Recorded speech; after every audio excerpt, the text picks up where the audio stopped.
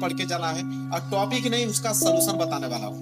मेरे प्यार बच्चों, जितना आपको टॉपिक बता रहा हूँ सिर्फ उतना टॉपिक आप तैयार कर लोगे, ज्यादा कुछ पढ़ने की जरूरत नहीं, बस जितना बता रहा हूँ बस उतना आप लोगों को फोकस करते रहो, उसको याद करते रहो।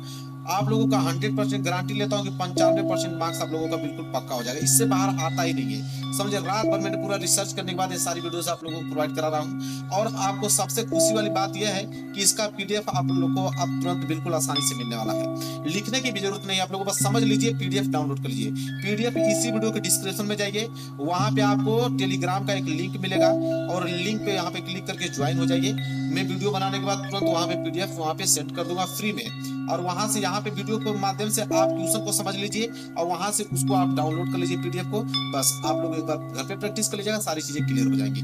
बहुत कम समय में सब कुछ क्लियर कराने वाला हूँ, कोई फालतू की एक भी टॉपिक नहीं ऐसा होगा, ठीक है। बस वो टॉपिक पढ़ाया जाएगा जो आपके एग्जाम में आने वाला है और चैप्टर वाइज पढ़ाया जाना है। जिसे यहाँ पे मैंने पहला स्टार्ट किया है वैद्युत आवेश तथा क्षेत्र, हर चैप्टर के मैंने क्वेश्चन लिया हुआ है जो कि आप लोगों की क्वेश्चन पूछे जाएंगे एग्जाम में और उससे बाहर आएगा भी नहीं, बस उतना ही आपको तैयार करना है। चलिए फटाफट लाइक कर देना, चैनल पर नहीं होगा तो चैनल को जरूर सब्सक्राइब करना, टेलीग्राम पर जाकर वहां पे ज्वाइनिंग करना। देखिए क्या है, वैद्युत आवेश तथा क्षेत्र, ये पहला चैप्टर है और उसका पहला प्रश्न जो कि आपके एग्जाम में 100% लिख लो कि ये पेपर में आएगा ही आएगा, इसको कोई रोक नहीं सकता, इतना बता देता हूँ, इसको कोई नहीं रोकेगा, ये तो आपके एग्जाम में आना तय है। क्या है प्रश्न? प्रश्न यह है कि विद्युत बल संबंधी कूलाम का नियम क्या है। ये प्रश्न आपके एग्जाम में आना फिक्स है। तो विद्युत बल संबंधी कूलाम का नियम क्या है, कैसे लिखोगे, क्या कहता है कूलाम का नियम, कि इस नियम के अनुसार दो बिंदु आवेशों के बीच लगने वाला बल उनके गुणनफल के अनुक्रमानुपाती तथा उनके बीच की दूरी के वर्ग के व्युत्क्रमानुपाती होता है। मैं बिल्कुल डिटेल में समझाने वाला हूँ। जैसे अगर मान लीजिए कि मैं यहाँ पे एक आवेश ले लेता हूँ Q1, यह आवेश Q1 है और एक आवेश में यहाँ बिंदु ले लेता हूँ जो कि यह आवेश Q2 है और यह उनकी बीच की क्या है, दूरी है, ठीक है। और उनकी बीच की दूरी को मैं डिनोट कर देता हूँ यहाँ R से, इससे कर देता हूँ स्मॉल r से। तो देखिए बोला क्या है यहाँ पे कि इस नियम के अनुसार दो बिंदु आवेशों के बीच, तो दो बिंदु Q1 Q2 के बीच लगने वाला बल, लगने वाला बल का मतलब F का बात कर रहा है कि इसके बीच जो F बल लगेगा वो F बल इनके गुणनफल के अनुक्रमानुपाती होता है और उनके बीच की दूरी के व्युत्क्रमानुपाती होता है। इसको कैसे सेट करेंगे समझिए, याद करने का तरीका क्या बोला है कि दो आवेशों के बीच लगने वाला बल मतलब F, ठीक है, उनके आवेशों के गुणनफल के अनुक्रमानुपाती होता है, मतलब Q1 गुणे Q2, इनके गुणनफल के क्या होता है, अनुक्रमानुपाती, यहाँ अनुक्रमानुपाती के चिन्ह लगा देंगे। इसके बाद क्या बोला है, तथा उनके बीच की दूरी के वर्ग के व्युत्क्रमानुपाती होता है। उनके बीच की दूरी क्या है, R, मतलब जो ये F बल होगा वो उनके बीच की दूरी मतलब 1/r की स्क्वायर होगा, मतलब कि बीच की दूरी के व्युत्क्रमानुपाती बोला है तो F व्युत्क्रमानुपाती 1/r स्क्वायर हो जाएगा। यहाँ से अगर हम दोनों को साथ में लिखना चालू करें, ठीक है, अगर इन दोनों को मिला दूं तो ये बनेगा आप लोगों का कि F जो है वह अनुक्रमानुपाती है उनके आवेशों के गुणनफल के Q1 Q2 के तथा बटे में उनके बीच की दूरी के क्या है, व्युत्क्रमानुपाती, बटे में r स्क्वायर हो जाएगा। इस तरह हम इसको यहाँ पे क्या कर सकते हैं, समझ सकते हैं, ठीक है।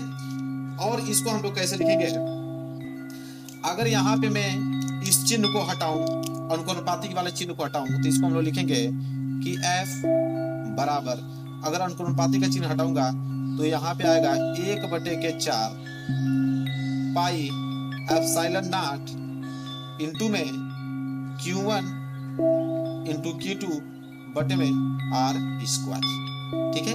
ये बन के क्या हो जाएगा, यहाँ पे तैयार हो जाएगा। तो इस तरह हम लोग पूरा अच्छे तरीके से इसको समझ सकते हैं। और एक चीज और मैं डिटेल में बता दूं कि यहाँ पे 1/4 पाई एप्सिलॉन नॉट का मान कितना होता है, 9 × 10⁻⁹। मतलब इतना डिटेल में आपको कोई समझा ही नहीं सकता है, समझिए। अब इतनी छोटी टॉपिक को मैंने पूरा डिटेल में समझा दिया, समझ लीजिए। इसका पीडीएफ भी दे रहा हूँ आप लोगों को, कहीं पे भी कोई परेशानी नहीं होगा मेरे प्यारे बच्चों, समझ लीजिए। कहीं पे भी एक नंबर आप लोगों को छूटने वाला नहीं है। तो जब भी पूछे कि विद्युत बल संबंधी कूलाम का नियम लिखे, आप इस नियम को लिख दीजिए और इतना फिगर जो बनाया हो इतना लिख दीजिए। एग्जामिनर एक नंबर नहीं काटेगा आप लोगों को, समझ लीजिए, एक नंबर आप लोगों का नहीं काटेगा।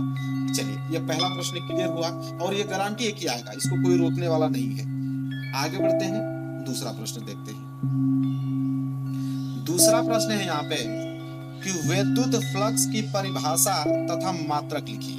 यह आपके एग्जाम में मेरे प्यारों बहुत इंपॉर्टेंट, ये 1 नंबर के लिए प्रश्न आपके एग्जाम में बनेगा ही बनेगा कि विद्युत फ्लक्स की परिभाषा तथा मात्रक लिखिए। उत्तर आप सिंपल लिखोगे कि विद्युत क्षेत्र में स्थित किसी क्षेत्रफल से अभिलंबवत गुजरने वाली विद्युत बल रेखाओं को हम लोग क्या कहते हैं, विद्युत फ्लक्स कहते हैं। सिंपल, बस इतना। अब यहाँ पे इसका सूत्र देख लीजिए। यहाँ पे आप लोगों को क्या है कि फाई ई बराबर ई ए, ठीक है। तो यहाँ पे फाई ई क्या है, विद्युत फ्लक्स, क्या है, विद्युत फ्लक्स है। और यहाँ पे ए जो है आप लोगों को क्या है, एरिया है। और क्या पूछ लेता है यहाँ पे, इसके मात्रक को भी पूछता है कि मात्रक बता लीजिए कभी कभी। तो मात्रक देखिए क्या है, मात्रक इसका होता है न्यूटन मीटर स्क्वायर प्रति कूलम, न्यूटन मीटर स्क्वायर प्रति कूलम, या कभी कभी दे देता है ऑप्शन में आप लोगों को वोल्ट मीटर। तो घबराना नहीं, दोनों में से कोई भी मात्रक दे आप याद कर लो इसको। फार्मूला क्या होता है कि V बराबर E इंटू ए होता है विद्युत फ्लक्स का। क्लियर हो गया ये प्रश्न? चलिए, ये भी प्रश्न बहुत ज्यादा इंपॉर्टेंट है, इसको याद कर लेना। इसके सारे पीडीएफ आपको मिल जाएंगे, बस आप समझते चलिए। पीडीएफ तो मैं आप लोगों को प्रोवाइड कर दूंगा। आगे बढ़ेंगे, तीसरा प्रश्न देखिए क्या है। तीसरा प्रश्न बोल रहा है कि गॉस की प्रमेय, मेरे प्यारों जो बहुत ज्यादा इंपॉर्टेंट है, इस पे आप डबल स्टार बना लो। ऐसा कोई प्रश्न ना हो जो आपके एग्जाम में ना आएगा, सारे प्रश्न आपके एग्जाम में आएंगे। गॉस की प्रमेय, गॉस की प्रमेय क्या होता है, लिखेंगे गॉस की प्रमेय के अनुसार किसी बंद पृष्ठ से गुजरने वाला कुल विद्युत फ्लक्स उस पृष्ठ पर लगे कुल आवेश का 1/एप्सिलॉन नॉट गुना होता है, ठीक है। अब इसका कहने का मतलब क्या है, सूत्र इसका देख लीजिए। सूत्र क्या होता है कि फाई ई बराबर Q/एप्सिलॉन नॉट, ये क्या होता है फार्मूला। बोला क्या है कि गॉस की प्रमेय के अनुसार किसी बंद पृष्ठ से गुजरने वाला, तो किसी बंद पृष्ठ, यहाँ पे मान लीजिए कोई एक पृष्ठ मान लेता हूँ, ये बंद पृष्ठ है, तो किसी बंद पृष्ठ से गुजरने वाला कुल विद्युत फ्लक्स, यहाँ पे कोई पॉइंट मान लेता हूँ, और उस पृष्ठ पर लगे कुल आवेश, यहाँ पे उसके चारों ओर लग रहे हैं यहाँ पे आवेश, ठीक है। तो इसको फार्मूला कैसे हम सेट करेंगे, देखो परिभाषा सही फार्मूला आप सेट कर दोगे कि गॉस की प्रमेय के अनुसार किसी बंद पृष्ठ से गुजरने वाला कुल विद्युत फ्लक्स, कुल विद्युत फ्लक्स का मतलब कुल विद्युत फ्लक्स मतलब फाई ई, ठीक है, बराबर उस पृष्ठ पर लगे कुल आवेश, मतलब कुल आवेश मतलब क्यों, कुल आवेश के 1/एप्सिलॉन नॉट गुना होता है, 1/एप्सिलॉन नॉट गुना होता है। बस हो गया, सिंपल। तो ऐसे आप परिभाषा अपने तरीके से सेट कर पाओगे। अगर मान लो भूल जाते हो तो आराम से इस तरह आप सेट कर पाओगे कि किसी बंद पृष्ठ से गुजरने वाले कुल विद्युत फ्लक्स उस पे लगे कुल आवेश के 1/एप्सिलॉन नॉट गुना होता है, बस गुना कर दो। इससे फार्मूला आप लोगों का क्या हो जाएगा, सेट हो जाएगा। और जब इसको हल करोगे तो यही आएगा आप लोगों का फाई एप्सिलॉन बराबर 1/एप्सिलॉन नॉट इंटू क्यू, जो कि यहाँ पे लिखा हुआ है। कितना क्लियर है? तो बहुत सिंपल है। इतना आराम से मैं इसलिए पढ़ा रहा हूँ क्योंकि सारे बच्चे कमजोर से कमजोर बच्चे हैं, तेज से तेज बच्चे हैं, सबके दिमाग में बैठ पाए, क्योंकि सबको लेकर चलना है साथ में। और पीडीएफ तो आपको मिल जा रहा है, कौन इसको नोट करना है आप लोगों को। पीडीएफ जाइए, टेलीग्राम ज्वाइन कीजिए, डिस्क्रिप्शन में लिंक है, ज्वाइन हो जाइए, वहां पे आप लोगों को पीडीएफ मिल जाएगा फ्री में। पीडीएफ आप उसको डाउनलोड कर लो, अब बस आप समझते चलो, सारी चीजें याद करो, कोई भी लिखने की जरूरत नहीं है आप लोगों को, बस समझते चलना है। चलिए अगला प्रश्न देखते हैं, और प्रश्न नंबर 4 क्या है, रेखीय आवेश घनत्व से आप क्या समझते हैं। बहुत ज्यादा इंपॉर्टेंट टॉपिक, रेखीय आवेश घनत्व से आप क्या समझते हैं। उत्तर लिखिएगा कि किसी तार के प्रति एकांक लंबाई पर वितरित आवेश की मात्रा को रेखीय आवेश घनत्व कहते हैं, ठीक है। कहने का मतलब है कि किसी तार के प्रति एकांक लंबाई, अगर मान लीजिए कि मैं एक तार ले लेता हूं यहाँ पे, ठीक है, और इसमें धारा I प्रवाहित हो रहा है, और यह आप लोगों की तार की यहाँ तक पूरी की पूरी क्या है, लंबाई है। तो कह रहा है कि किसी तार के प्रति एकांक लंबाई पर वितरित आवेश की मात्रा को हम लोग क्या बोलते हैं, यहाँ पे जो आवेश की मात्रा होगी उसको हम बोलेंगे लैम्डा से डिनोट करते हैं, तो उसे बोलते हैं रेखीय घनत्व। तो अब यहाँ पे इसको कैसे हम लोग लिखेंगे कि लैम्डा बराबर Q/L होगा, ठीक है। मात्रा की अगर बात करें तो Q मतलब आवेश, Q मतलब क्या होता है, आवेश, आवेश का मात्रा क्या होता है, कूलम, ठीक है। L मतलब क्या होता है, लंबाई, और लंबाई की मात्रा क्या होती है, यहाँ पे मात्रक होता है मीटर, तो जब भी अगर आपको मात्रक की बात पूछे तो मात्रक बराबर क्या हो जाएगा, कूलाम प्रति मीटर।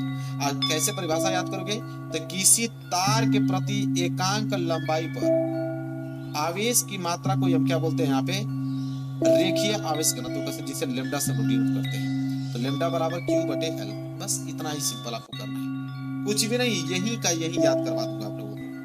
ठीक है मेरे प्यारे बच्चों, क्लियर होता जा रहा है आप लोगों को, आगे बढ़ते रहें। इसी तरह सारे क्वेश्चंस आप डेली बस मेरे चैनल से जुड़े रहिए, डेली वीडियो जाएंगी आपकी, मैथ की आएगी, केमिस्ट्री की आएगी, बायो की, हर एक सब्जेक्ट की। इसी तरह आपको लघु उत्तरीय, दीर्घ उत्तरीय, 5 नंबर वाले प्रश्न, 3 नंबर वाले, 2 नंबर, सब कुछ क्लियर करा दूंगा। अब पीडीएफ पूरा फ्री में दे रहा हूँ, नोट करने की जरूरत ही नहीं है, यहाँ समझिए वहां से डाउनलोड कर लीजिए, बस यही काम करते चलना है, कोई रोकेगा नहीं आप लोगों को 95% आने से। 5वां प्रश्न देखिए क्या है, पृष्ठीय घनत्व से आप क्या तात्पर्य है। एक रेखीय आवेश पूछता है घनत्व, एक पृष्ठीय घनत्व, दोनों ही टॉपिक में से एक प्रश्न यहाँ से आप लोगों की क्या है, फिक्स है, एक टॉपिक से आएगा ही आएगा।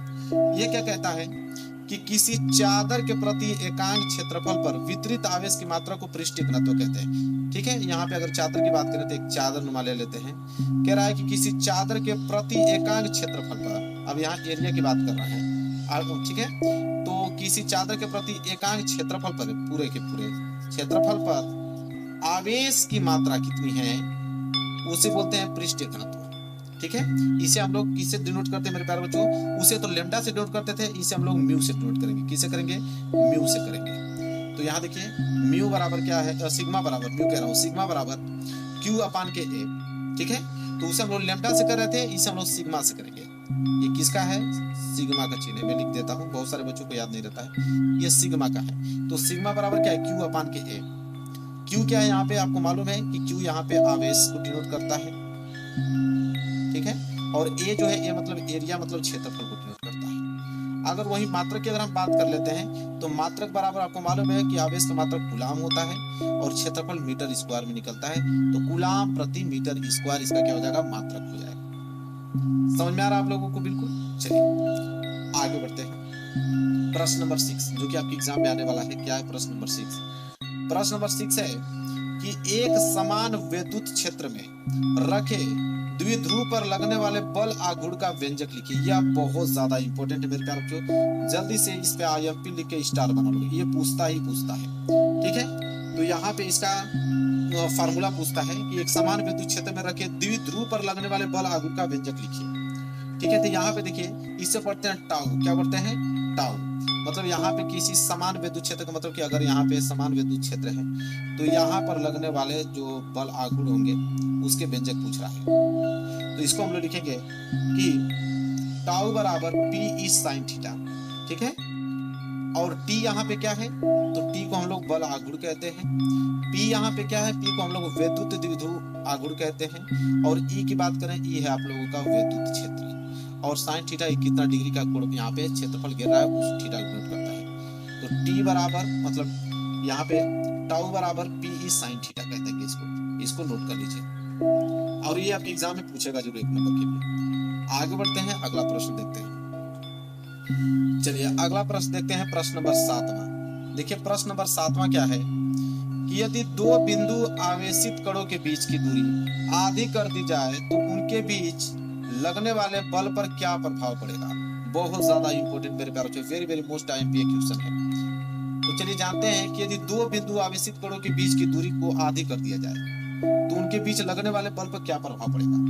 तो अगर मान लेते हैं कि 2 बिंदु है, ये आपका एक बिंदु यह है, एक बिंदु यह है, इसका आवेश Q1 है, इसका आवेश Q2 मान लेते हैं, ये उनके बीच की दूरी है जिसे हम लोग R से डिनोट करते हैं। तो ये कह रहा है कि R को अगर हम आधा कर दें, मतलब R बटे अगर हम 2 कर दें, तो बताएं कि बल पे क्या प्रभाव पड़ेगा। तो हम लोग जानते हैं कि हम कौन सा नियम लगाएंगे यहाँ पे, कूलाम का नियम। और कूलाम का नियम क्या कहता है कि F बराबर 1/4πε0 इंटू में Q1 गुणे Q2 बटे R स्क्वायर, यही कहता है, ये बात आपको भी मालूम है। तो अगर यहाँ पे हम कहें कि F बराबर आपको मालूम है कि F जो होता है उनके बीच की दूरी के व्युत्क्रमानुपाती होता है। ठीक है, उनके बीच की दूरी के व्युत्क्रमानुपाती होता है। तो कह रहा है अगर मैं R को आधा कर दूं, त्रिज्या को आधा कर दूं, तो यहाँ पे देखने को मिलेगा कि F व्युत्क्रमानुपाती 1 बटे R को आधा करूंगा तो हो जाएगा R बटे 2 का होल स्क्वायर। तो ये हो जाएगा आपका F व्युत्क्रमानुपाती 1 बटे आर को करेंगे तो हो जाएगा आर स्क्वायर, ठीक है, और 2 का स्क्वायर करेंगे तो हो जाएगा 4। अब ये 4 ऊपर चला जाएगा तो हो जाएगा एफ व्युत्क्रमानुपाती, 4 ऊपर चला जाएगा तो हो जाएगा आप लोगों का 4 गुणे 1/के आर स्क्वायर। तो यहाँ से आपको देखने को मिला है क्या कि एफ बराबर हम एफ